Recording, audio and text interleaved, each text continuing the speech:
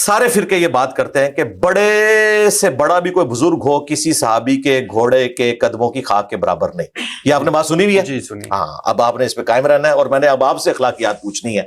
کیا یہ اخلاقیات ہیں کہ صحابی کا گھوڑا جو جانور ہے، آپ کسی بزرگ کو اس جانور سے اور اس کے قدموں سے لگی ہوئی خاک سے بدتر کہیں؟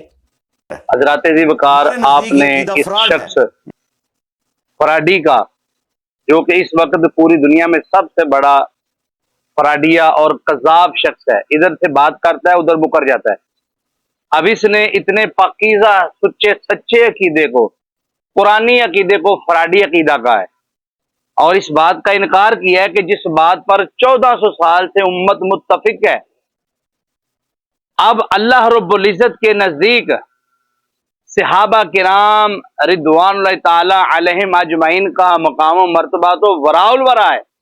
بعد والے غوث، قطب، ابدال، قلندر، صوفیاء، اولیاء لاکھوں خربوں بھی آ جائیں تو صحابی رسول کے جو قدموں کے نیچے جو سواری ہے، اس سواری کے قدموں کے نیچے جو خاک ہے، وہ جو گھوڑا ہے اس کے پاؤں کے نیچے جو گرد ہے، وہ بھی بعد والے اولیاء سے افضل ہے. کہاں لکھا ہے؟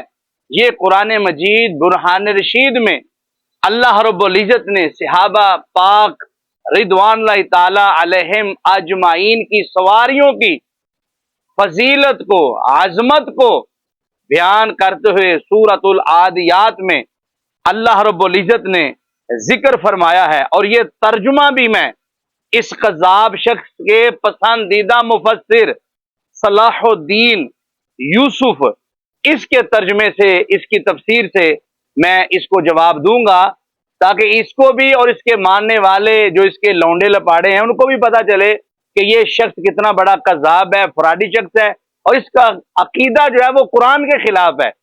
جب بھی یہ بولتا ہے، کبھی قرآن کی تفسیر کے حقیقت کے خلاف بولتا ہے، کبھی یہ حدیث مصطفیٰ کے خلاف بولتا ہے. اب سورۃ العادیات میں پھر اس وقت گرد و غبار اڑاتے ہیں، اس کی قسم جیلمی صاحب تسا آکھیا کہ عقیدہ فراڈی ہے، اللہ رب العزت نے ان کے گرد و غبار کی قسم اٹھائی ہے. مجھے بتاؤ قیامت تک لاکھوں کروڑوں اربوں خربوں مجاہد آ جائیں، غازی آ جائیں، یہ ان کے گھوڑوں کی گرد و غبار کی قسم نہیں، یہ فقط صحابی رسول کے گھوڑے کی، اس کی سواری کی قسم ہے.